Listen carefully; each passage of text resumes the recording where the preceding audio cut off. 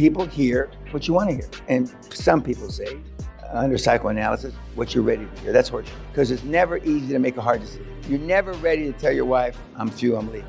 You're never ready to tell your husband, I'm through, I'm leaving. Never. I don't give a fuck how much you practice. Or you're never ready to tell your children, no, I'm not going to help you financially. You got to work this out on your own. And then you projected them in the street, living homeless. Sometimes that happens. That's a shitty thing to say. But you're never ready for those decisions. You force yourself.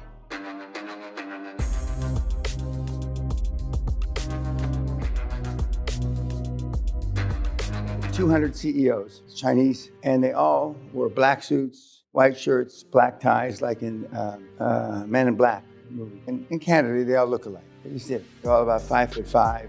No gray hair, even in the older CEOs. I don't know, there's a deal about being gray and being Chinese.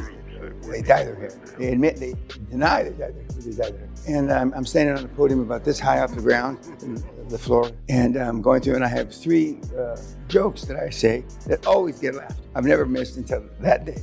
So I say the first joke, and I have 2 interpreters, minders, that make sure if I said something that they didn't want, that they not interpreted right. So it would be in the state line, the party line. So I lean over after the first joke into the youngest of the minders, and I said, what the fuck's going on? And I'm on the mic, so they're hearing, what's going on? Are these androids? And then I go back and I say the second joke, nothing. So then I lean over to the other guy, who's the older minder, and I said, do they understand divorce? And he smiles, yes. And I could see a few that are close to me smile. So I do my divorce joke. And everybody roars. Everybody roars. Except in divorce in 2008 and 2009, there wasn't much chance for women divorcing anybody. And there was only one outcome. But they understood divorce. And they understood the going through the pretending, that it's going to be a fair deal, 50-50, which obviously it wasn't then, and I don't know about now. But there's a party line. And you're going to see a slide tomorrow or the next day where the current president has been there 10 or 15 years and he just got voted in or is about to get voted in for life, which is what you do. It's what I do. It's what you would do. It's what Putin has done. And what people are worried about, that's what Trump's going to do. And because right now the United States Constitution says you can only have 2 terms. The last person that had 4 terms was Franklin Delano Roosevelt, just at the ending of World War II. But you have not followed the party line for the most, even though you've done deals. I got a couple of emails this morning, one of which was a kid that was here in January 2022, that he told his best bud from the university what the crack, what to do. And he, QLA for Dummies, how I tell you to start, yada, yada, yada. And he just did his first deal with the tutelage of a guy that doesn't know shit. Hasn't done a deal yet. And he tells his, in fact, Kat just sent me the email. So I went and looked up his file. He didn't say it was dead easy because he said for the first 4 months, he wasted time. And normally the first 8 months, he wasted time, and then he did the deal in the last 4 months. So it's about a year since he was introduced from his buddy that came to his house. And I don't like to call it wasting time, but your board has another party. And some of you have already related to my chairman said this. And even though I said till I was blue in the face, your chairman's the most important person you're ever going to pick. It's even more important than your wife or your significant other, if you're going to make it. And because they're 20, 30, 40 years older than you are in some cases, John's 30 years older than you, more or less, that I was taught how to just do respect. You listen to your elders. Because if I did, my dad would whack me. And so that's why, there's certain protocols I still follow based on what my father, whacking me, or the nuns hitting me with a ruler. I used to have calluses across my knuckles. I got hit with a ruler so much. But your board's not always right. And blame's the wrong word. Blame's too strong a word. Because ultimately it's your choice. You have nobody to blame but yourself. But when your fallback is a weak board full of cunts, which almost everybody in this room, to the extent you have boards, they're all cunts. And John is just right of center of being, middle of the road. He's just right of center. So he's in the 3rd quadrant, going from 0 to 100. And he's tougher now than he was 5 years ago. But 5 years from now, we had 2 seminars ago, 2 hardcores ago, we had a guy come back from 7 years. And that's when Roberto was here. And he sat right back where 13 sitting. And on the, in the groups, when I got to the group, and I went to his group 3 or 4 or 5 times during the week, he told me, he says, we all thought Roberto was a goof. And, they all thought that Josh was goofy. And, who's laughing now? So I'm not saying the goofy ones that stand out are the ones that are going to do better. But because they're not middle of the road, people are all normally, it's not disdain for them being in the middle of the road. It's normally fear from your other guys, not just the groups in total because they're doing something different and they're not doing the common consensus. Everybody that's got up and talked so far, and I'm not telling you to change your story now. Everybody that's got it talked so far, or that I've spent a little time talking to, or I sat next to at dinner, whatever. My chairman says this. That's what you're supposed to say. But what if your chairman not telling you the right shit, and he's telling you middle of the road conventional wisdom? What if? It's the wrong chairman, but it's not so easy for you guys to get rid of your chairman. Now, some of you were raised to have respect for your elders. Not too many in this room, but a lot of people were raised. And Gabriel, the other Gabriel that I thought was the Gabriel here, but it was the other Gabriel, the Gabriel from Bavaria, who is now doing roll-ups in Switzerland, and now he's moved out of Switzerland. He fired his chairman the night before the board, 26 years old, 25 years old. And he's just a little pudgy guy. He's more pudgy now, as he said on his YouTube, because he enjoys it. It was like, he wasn't from Auschwitz or something, or Buchenwald, a camp the Germans ran, but he gained a lot of weight because he ate more regular meals, blah, blah, blah. And the chairman said he had I remember before you have the board meeting, you meet with everybody individually. Can you support this agenda that we're going to vote for tomorrow? Remember, we're supposed to do that? Well, the first guy he met with was the chairman, and the chairman said no. And he had recruited off the back of that guy, as you're supposed to. So now he doesn't know what to do. So he fired him. And I don't know if he made up a story or whatever for when the board meeting came, but the chairman wasn't sitting there. And he said that we had a party in the ways, I don't know. And he's operating in the German part of Switzerland. So and that's the reason that was an intelligent thing to do. To go to the German part of Switzerland, he didn't have to move 800 miles or 800 kilometers. And he came here last year over his birthday to be away from his family. And he recruited another chairman after the fact. I probably would have canceled the board meeting. But in his case, he did the right thing because now he's like an elk in mating season. He's puffed up, and he showed, not for the first time in his life, one of the first times, he showed alpha tendencies. Remember I told you about having alpha characteristics, but not being alpha? So he blew him out. Now, I don't know how much he's exaggerating about how he blew him out, but you'd think it was Godzilla against fucking King Kong, I doubt very much that's how it went. But now the story is a year old. By the time he's 40 years old, they were dueling swords or pistols at the Oaks at sunrise. But the fact is that he did it. Some of you, I won't say all of you, but some of you have got the wrong guy or gal. And that means you recruited the wrong board off the back of the wrong guy or the wrong gal. Does everybody understand what I just said? And you're in denial. How much denial? I don't know. Actually, how much denial? I don't fucking care. But you're in denial. When I say all I can do is point these cracks in your foundation out to you, it's up to you to go do something about it. I can, bring the horse to water, but I can't make it drink. Now, in the early years of the seminar, I stood on your fucking head, almost like waterboarding to make it drink. And we had a lot of success in the night, more per capita than we got now. But we didn't have people writing emails that he convinced his buddy that he went to school with how to do this. We didn't have any of that. We had such a small amount, I can't even remember, and I remember almost everything. So as we go through the seminar and I bring something up, and even if there's a slight doubt in your little pea brain, that means it's for real. Costa Grazos at the Onassis group taught me something that I'll never forget. There's infighting, there's rumors in big corporations. But he said, Mr. Peña, just remember something. Where there's smoke, there is some fire or something. And that means they may say something about so-and-so. And there's always some truth in what they say about it. Always. It may be a modicum of truth.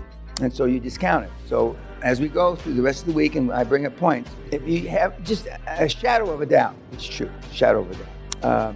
I got another email this morning from another guy who came to December 2022, or no, November, whenever the seminar before the hardcore, who did his first deal. And he said he wasted time. And I don't need to tell you, normally when you get out, you're panicking, assuming you did the right thing and picked the field already. You're going out to find a chairman that you don't have to explain. I used Ben Carson, Dr. Ben Carson, as an example for years and years and years for medical. He's not available to be a chairman for one of the medical rollers, but he would be the ideal guy. You don't have to explain about it. Even in different parts of the world, they know who Dr. Ben Carson is. Not just because he was supremely famous before Trump was ever on his TV show. Okay, well, I don't know. Ben's not available. But there are other guys and gals that are world class that are available. So you try to find them. Not try, but you find them. And what you do is, after a few weeks, you can't find a Ben Carson. So then you got Dr. Schlepper, and then below that, and so you start reducing your expectations for what you want. And just because the potential chairman has, 200 or 300 million euros, which apparently Gabriel's chairman was worth 200 or 300 million euros. He was always in the newspaper. He was a hotshot. Doesn't mean he's the right guy, gal, or now he. And I don't know how you use the pronouns, but anyway. And I said all what I'm saying now, I said when you were here before. My story has not changed in 30 years.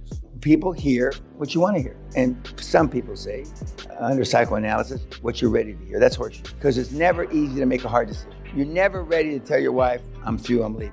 You're never ready to tell your husband, I'm through, I'm leaving. Never. I don't give a fuck how much you practice. Or you're never ready to tell your sibling, your child, children, no, I'm not going to help you financially. You got to work this out on your own. And then you projected them in the street living homeless. Sometimes that happens. That's a shitty thing to say. But you're never ready for those decisions. You force yourself. I've said at the regular seminar, most of the businesses, and I still say this, and I stand on this for 30 years, that where you were in before you came to the first seminar, you should just turn the key and walk away. We've got maybe 2 or 3% of the people that turn the key and walk away. And then when you come to the hardcore, I already alluded to it yesterday, that some of the businesses that you purchased, you should turn the key and walk away. Professionally, not leave, where you not walk away from your debts. I don't mean that at all, but walk away, because it'll take you. It's like when Sally and I, when I turned 60, 18 plus years ago, we decided to downsize. I think they call it downsize. We're going to sell off all our shit, not shit, other houses and properties and stuff like that. And we were going to go to cash. Well, I thought it would take about a year and a half. It took me 7 years to professionally get out of all the shit that I was in. My big house on the West Coast, watching the whales and shit sail by. Roseanne Barr was going to buy it the first time. And then Kevin Costner was going to buy it the second time because it had a heliport. And then I finally told my realtor, I don't want somebody to think they're going to buy it. And because when you get the house ready for show and that horse shit, which I assume they still do, even though I know they sell by Zoom, I want somebody who can write a motherfucking check today. Now, I'm not a seller finance kind of guy. I'd rather burn the house down. Jewish lightning, burn the house down, collect insurance. So it took us 7 years. So I assumed, and I'm pretty slick, so if it took me 7 years to get out of all my shit, I had no debt, as you say. I still don't know why the Europeans say debt. There's no P, okay, to get out of all my stuff. I can just imagine you struggling to get a chairman and blah, blah, blah, blah. And on top of that, now you got a dream team. What the fuck do I do with it? And it's not easy to make it's never an easy time. In some of your businesses you've already bought, you should just turn the key. Last night, you saw this volume 2, I believe, of The Men Who Made America. There's no series that The Men Who Made the World. But interestingly enough, most of the guys that made America actually made the world too, in steel and car manufacturing.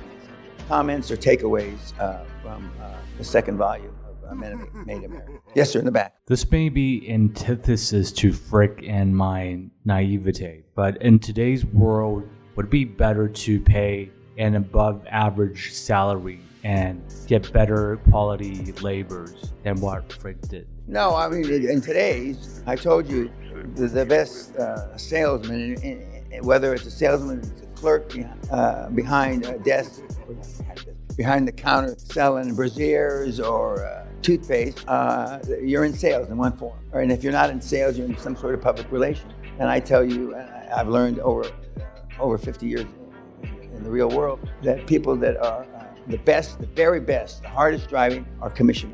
100% commission. That means, whether they're supposed to sell tubes of toothpaste or whatever. We had a kid here that was leading salesman for Big Five. They're like a cheap department store in America. I don't know if it's still around. And when you sold, and as you walked in the door, they were on the up system, meaning she gets the next prospect that walks in the door. And then you get the next prospect, and you get the next prospect. And it's up. Whereas the other kind of system is a free-for-all.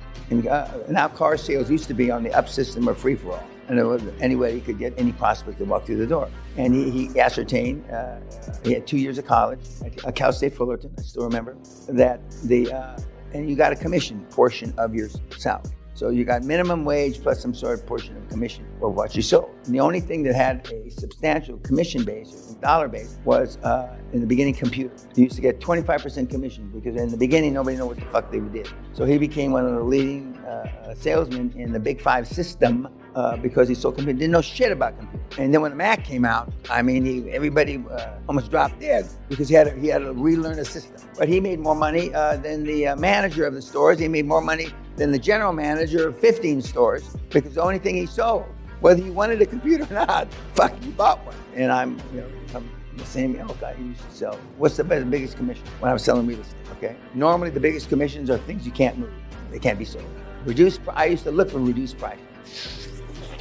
I mean, I got saliva running down my mouth. I mean, because that means they can't sell the motherfucker. I.e., that means if you know what you're doing, you're going to get a bigger commission. And in my day, real estate, when you bought $1 million house back 50 some years ago, you were buying a lot of goddamn house. But it was reduced from $1 million to $750. I could get $100,000 commission, not the 4, 6, 8, 10. And that's what I honed in. So to answer your question, it was a different time frame. There's a great series on, I already mentioned it once, it's called Gilded Age on UK TV, Sky TV, where a couple of Steel Baron and a few others were fighting over it, and certain things. New York was first getting settled as one of the centers of Africa. And actually the wives are fighting. It's not who have the biggest party, who has the biggest tiara. But I would have done fine. I was really born about 200 years late. Either that or I should have been a throwback to about 10,000 years ago. Because, you have it in your loins. Remember the DNA thing I showed? That the guys that invented it or found it, the 2 Nobel laureates said that it's impossible. There's not one chance in 100 trillion that could have been by a natural attrition, natural selection. None.